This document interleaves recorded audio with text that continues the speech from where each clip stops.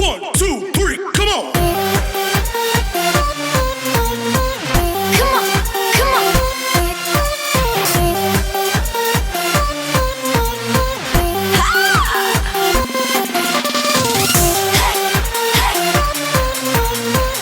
Come on, come on. Okay, before we will go to our main topic, so I'll show you a table. So in this table, it consists of 3 columns. So in the first column, we have integer. So I wrote here positive. So you can write also negative. Okay. The second column is perfect square, and the third column is perfect cube. So I just wrote 1 to 10, but you can continue this until 30 or maybe until 50 or 100. In the perfect square, so and the perfect cube. So 1, so its perfect square is 1. So 1 square is 1. Also 1 cube is 1. 2 square or 2 times 2 is 4. Then 2 cube is 8. So 2 times 2 times 2. Okay? So if I will ask cube root of 8. So if cube root of 8, so you will go to the column perfect cube. So cube root of 8. So if you say cube root of 8, the answer is 2. Okay, so the cube root symbolizes or has the symbol of this one. Okay, so there's 3. The square root, like that, square root of 4. Okay, so if I will ask you square root of 9, so square root of 9, so your answer is 3. Cube root of 27, the answer is 3. Okay, now in the perfect square, the square root of 9 can have an answer of negative 3 also. Okay, so don't forget that. Here I'll just show you the positive. Okay, so don't forget. So but on the perfect cube, if the cube is positive, the answer is positive. Okay, for example, we have cube root of 125, the answer is positive 5 only. Okay, let's have our main topic, factoring and sum of 2 cubes. So in factoring sum of 2 cubes, so I will show you an example. We have 8m cubed plus 27n cubed. So again, 2 cubes means 2 perfect cubes. So I will show you the sum of 2 cubes. So sum means plus. So if one of the term is not a perfect cube, then you cannot factor that one. Understood? So here, these 2 terms are perfect cubes. So how can you get the factors? So first thing to do is you must know the pattern or the symbol or the operation. So here, if you will write plus sum or sum of 2 cubes, so you have here plus, so then next term minus the next term plus then the next term. So you have 1 2 3 4 5, you have 5 terms. Then in the first factor it should be plus because it follows the pattern here, plus. Then the next is minus, then plus. So how will you get the 5 terms? 1 2 3 4 5. So this one, first term, second, third, fourth, and fifth. So by the way, in the sum and difference of 2 cubes, there are 2 factors. Okay, so the first factor is a binomial and the second factor is a trinomial. Okay, so the first thing to do in my class, I have 5 steps. Okay. So first step is step A, or for the first term. So you will get the cube root of the first term. So here the first term is 8m cubed. So the cube root of 8m cubed, so we know already that the cube root of 8 is 2. So you write 2. Next, to get the cube root of m cubed, just divide. Okay, so 3 divided by 3 is 1. So 2m raised to 1, or you can write 2m. Okay, so this 2m you will write here 2m. Okay, next, letter B, cube root of the second term, so 27n raised to 3. So cube root of 27, so you will go to your table. So here I will write directly. So cube root of 27 is 3. Then for the n cube, cube root of n cube is n raised to 1, or 3n.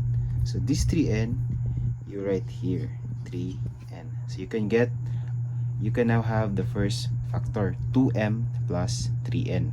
Okay, now for number 3, so we have step C. Okay, for number 3.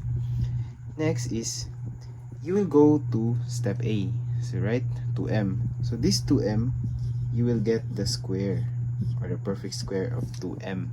So again, 2m, the quantity of 2m raised to 2. So we have step by step. So it means 2m times 2m. So this 2m times 2m is 4m squared. So we write here 4m squared. For letter D, step D, you will multiply this 2m and 3n. So multiply 2m times 3n. So multiply the numerical coefficients.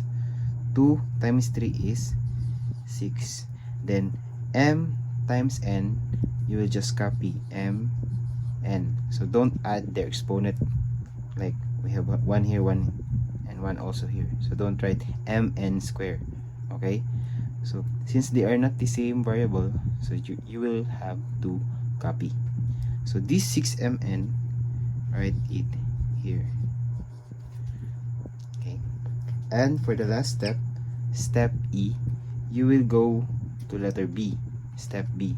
So this 3n, so square is 3n, or 3n times 3n is equal to 9n squared.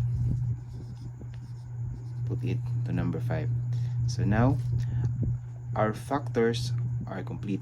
Okay, so 8m cubed plus 27n cubed is equal to the quantity of 2m plus 3n times the quantity of 4m squared minus 6mn plus 9n squared. Okay, so I just copied the first example. So this is an example of sum of two cubes. So in the difference of two cubes, so for example, we have 8m cubed minus 27n cubed. So they have the same process from step A to D. So you will just copy, but this time instead of plus, it is minus 3n. Okay, because of this one, the pattern. Okay, then copy 4m squared. Instead of minus, that is 6mn plus 6mn. Then copy plus n, 9n squared. So they are just differed here. And this one, the operation, the first and the second operation. Okay, let's try another example. We have here 1000 a raised to 6 plus 64 b raised to 9. So step A, cube root of 1000 a raised to 6. So cube root of 1000 is 10. The variable is a. So 6 divided by 3 is 2. So 10a square. So you will write here 10a square. So this is plus. So you will write plus. Step B. Cube root of 64b raised to 9. So cube root of 64 is 4. Then copy B. 9 divided by 3 is 3. So the answer is 4b cubed. Next, letter C. Square the result of your step A. So 10a square raised to 2. So 10a square. So 10a square times 10a square. So 10 times 10, 100. So copy the variable a, add the exponent. So 2 plus 2, 4. So this is open parenthesis 100 a raised to 4.